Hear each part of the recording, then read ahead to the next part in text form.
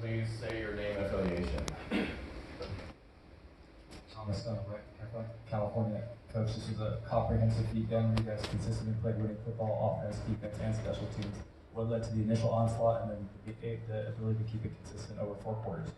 Well, I thought we played pretty clean for the most part. All 3 phases of the game. Limited some of the penalties that had been hurting us, especially offensively. I thought Fernando was real efficient, especially early. We didn't throw the ball as much in the second half with him, but we were moving the football effectively. We still got to do a better job finishing in the red zone.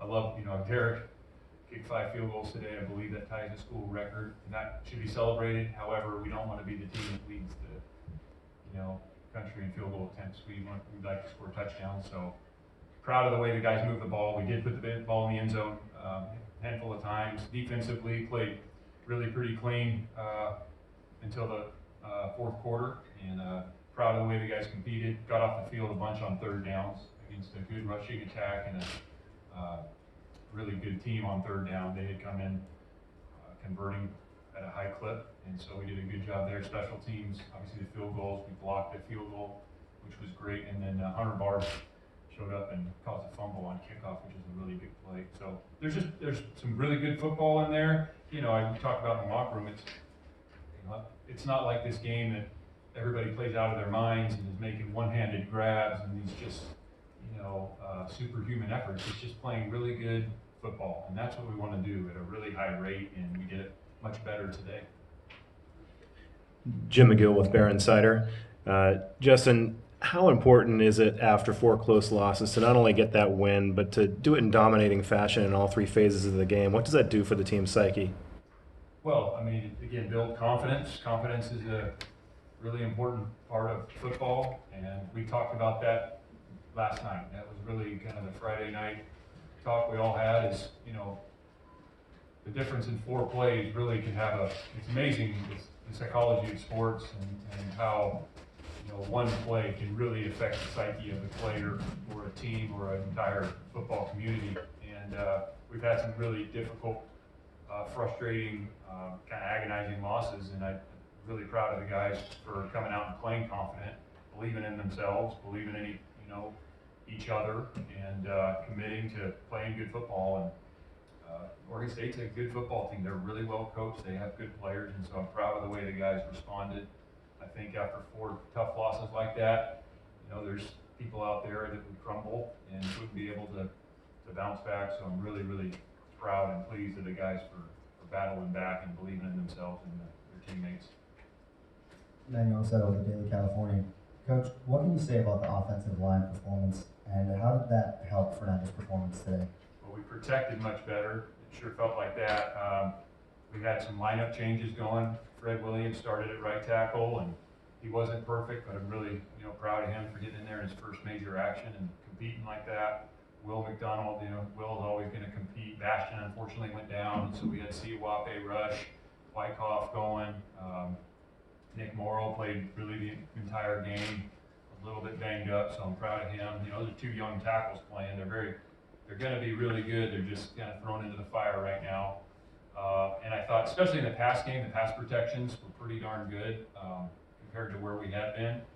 And the run game, I think we can still be better. There's some good runs, but I think we can play much more efficient in the run game.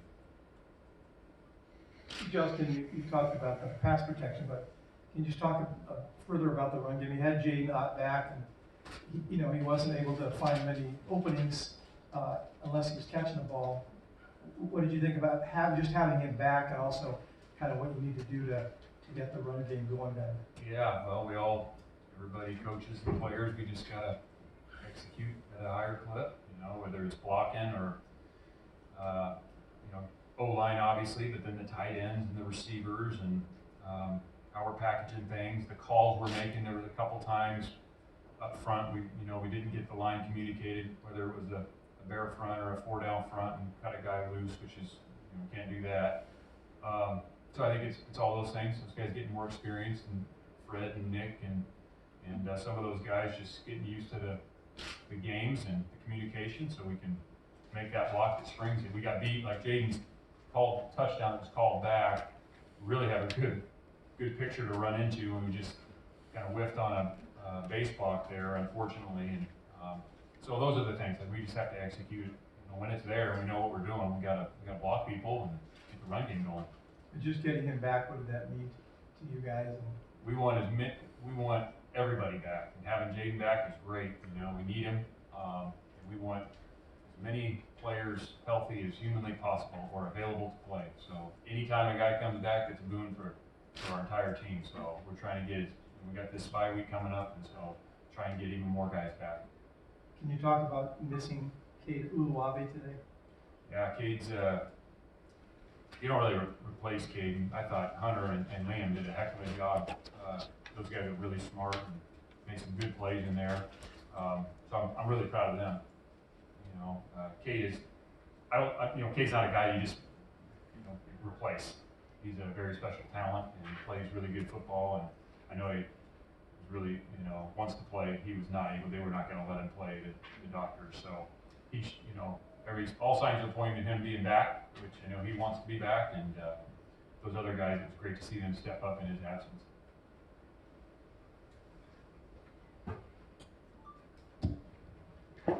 Kyle Foster, Napa Sports News. Can you talk a little bit more about that first touchdown? Was that an off the wind type of thing with Mendoza catching that lateral? Was that something that? It's exactly how we practice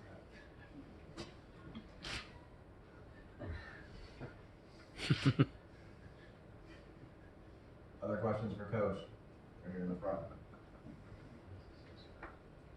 Jake Kurtz, what were you thinking on that? I mean, are you glad that you tried the lateral route, or is that something you prefer you not do? Yeah. Okay, we didn't plan that. Yeah. Here's the deal. We don't coach that.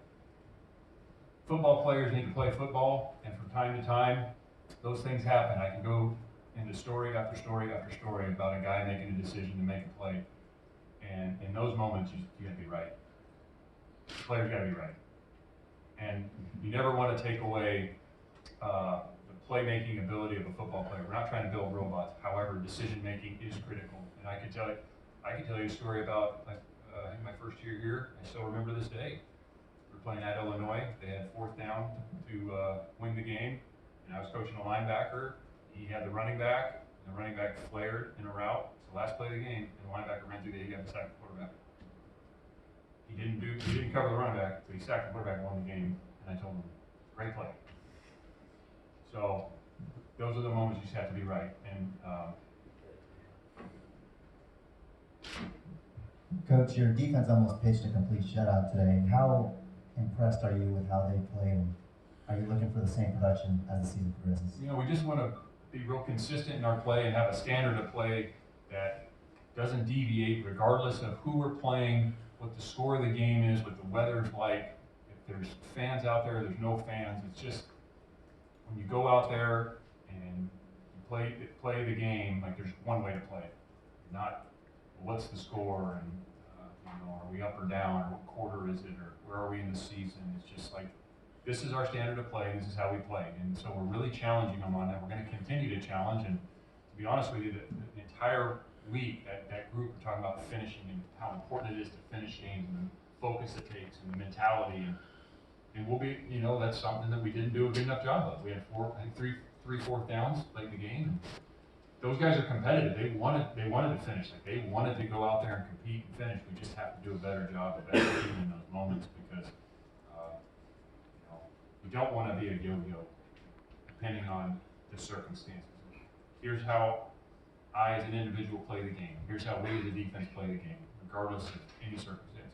So we're going to continue to challenge them on that. But I thought they did a good job a lot of the day. Coach, you talked about it a little bit earlier. What did you enjoy about Frederick's first start, and what more do you want to see from him going forward? Fred? Yeah. I'm proud of Fred. He's a very talented young man athletically. Fred was a high school receiver for much of his high school career. And he got here. We didn't recruit him as a receiver. He was a big athlete. And he got here at about 250 or 260. And now he's easily above 300. He's a big human being. He's very athletic. He's learning a lot about football. So he's not a finished product by any means.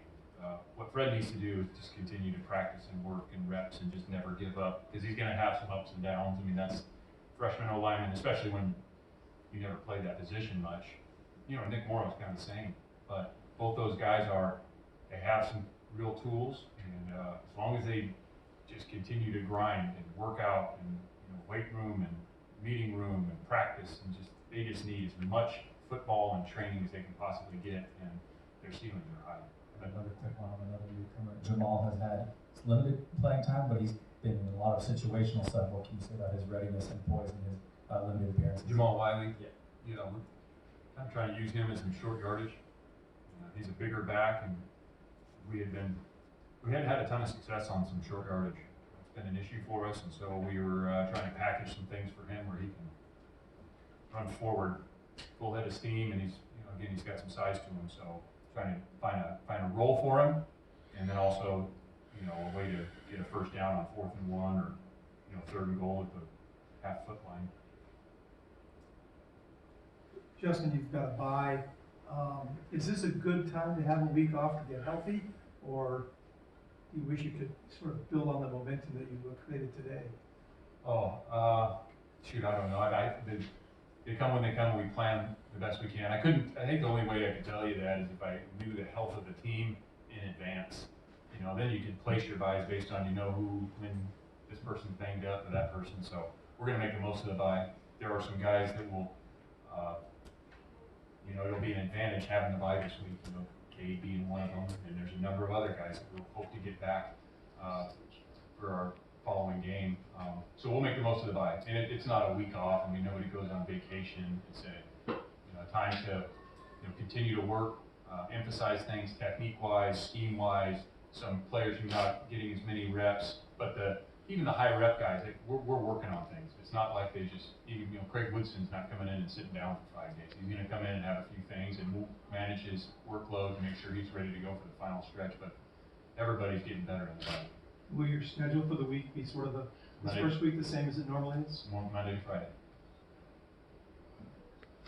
All right, thanks, Coach.